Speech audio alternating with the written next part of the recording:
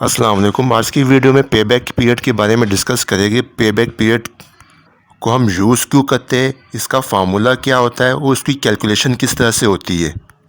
For example, अगर आपने किसी प्रोजेक्ट में इन्वेस्टमेंट की है और आप ये देखना चाह रहे हैं कि मेरी जो इन्वेस्टमेंट है कितने साल में रिटर्न बैक हो जाएगी मुझे, तो इस तरह की कंडीशन में हम पेबैक पीरियड के फार्मूले को इस्तेमाल करते हैं।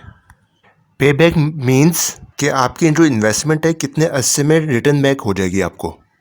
पेबैक पीरियड को हम दो तरह से कैलकुलेट कर सकते हैं। पहला जो हमारे पास फार्मूला है वो इस तरह से है, initial investment divide by annual cash inflows. और जो दूसरा जो फार्मूला है पेबैक पीरियड का वो इस तरह से है, ए प्लस बी डिवाइड बाय सी। अब हम इन दोनों फार्मूलाज को डिटेल में आगे जाके डिस्कस करते हैं। इन दोनों में क्या डिफरेंस होता है, कब यूज़ किया जाता है, स्टेप बाय स्टेप इसको डिस्कस करते हैं।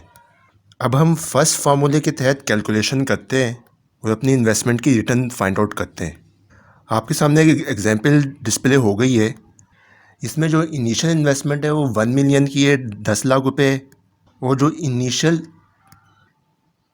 कैश इनफ्लोज है हमारे पास पर ईयर वो 2,40,000 रुपीज़ है। ये प्रोजेक्ट जो है 5 साल के लिए, यानी कि हर साल बिल तरतीब हमें 2,40,000 रुपीज़ एक्सपेक्टेड कैश इनफ्लोज हमें मिलते रहेंगे।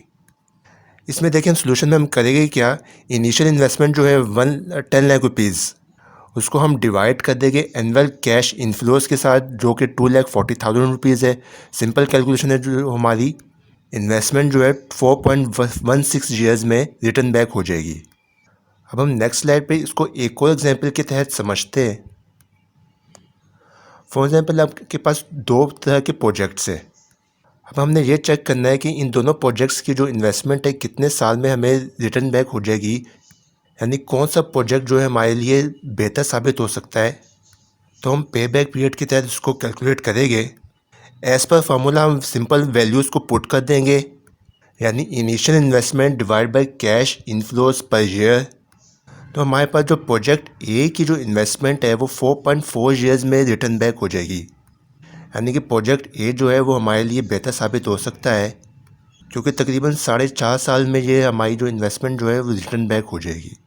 देखिए यहाँ पे हमारी कैश इनफ्लोज जो है वो हर साल एक ही तरह के है, इसमें कोई चेंजेस नहीं आ रही है। अब फॉर एग्जांपल हमारे पास कैश इनफ्लोज जो है पहले साल 1 लाख रुपये आ रहे हैं, फिर दूसरे साल हमारे पास 2.5 लाख रुपये आ रहे हैं, तीसरे साल हमारे पास कुछ और आ रहा है। तो इस तरह की कंडीशन में हम फॉर्मूला नंबर 2 को यूज़ करेंगे। अब नेक्स्ट स्लाइड पे हमारे पास एक छोटा सा क्वेश्चन है, इसको देख लेते हैं। देखिए हमारे पास जो इनिशियल इन्वेस्टमेंट है इस प्रोजेक्ट की वो 50 मिलियन रुपीज़ है। पहले साल में जो हमारे पास कैश जनरेट होगा, इनफ्लोज जो होगा वो 10 मिलियंस है। इसी तरह से दूसरे साल में हमारे पास 13 मिलियन कैश इनफ्लोज होगा। तीसरे साल 16, चौथे साल हमारे पास 19 मिलियन हमारे पास कैश इनफ्लोज जनरेट हो गए। इसी तरह से पाँचवें साल जो है हमारे पास 22 मिलियन हमारे पास कैश इनफ्लोज एक्सपेक्टेड है। अब इस तरह की कंडीशन में हम फार्मूला नंबर 2 को यूज़ करेंगे। इसको हम इस तरह से सॉल्व करेंगे कि इसमें हम 3 कॉलम बना लेंगे। पहला कॉलम जो हमारा होगा ईयर का होगा, दूसरा जो कॉलम होगा वो एनुअल कैश इनफ्लो का होगा, तीसरा जो हमारे पास कॉलम हम बनाएंगे क्यूमुलेटिव कैश इनफ्लो। ईयर्स को हम 0 से स्टार्ट करेंगे, और 0 पे हम अपने इन्वेस्टमेंट को रख देंगे, जो इनिशियल इन्वेस्टमेंट है। और क्यूमुलेटिव कैश फ्लोज में हम अपनी एनुअल कैश इनफ्लोज को प्लस करते जाएंगे। वो इस तरह से कि देखें 50 में -50 में 10 प्लस करेंगे तो -40 आ जाएगा। इसी तरह से -40 में 13 प्लस करेंगे तो -27 आ जाएगा। देन -27 में +16 कर देंगे तो -11 आ जाएगा, जो कि मैंने यहाँ पे येलो कलर में हाईलाइट किया हुआ है। अब यहाँ पे चौथे साल में कैश इनफ्लोज को 19 जो है वो प्लस कर देंगे -11 में, तो जहाँ पे क्यूमुलेटिव कैश इनफ्लोज जो है वो हमारे पास +8 में आ जाएंगे। अब इसको कैलकुलेट कैसे करेंगे, देखें यहाँ पे सॉल्यूशन में 3 जो है वो हमारा लास्ट ईयर है नेगेटिव क्यूमुलेटिव कैश इनफ्लोज का। पे हम इसमें प्लस कर देंगे 11 जो कि येलो कलर में, मैंने टेबल में भी येलो कलर हाईलाइट किया हुआ है। देन इसको डिवाइड कर देंगे 19 से, जो कि ग्रीन कलर में हाईलाइट है। तो इस तरह से हमारे पास 0.58 आ जाएगा। इसको हम प्लस कर देंगे 3 के साथ, तो इसको हमारे पास 3.6 ईयर्स आ जाएंगे।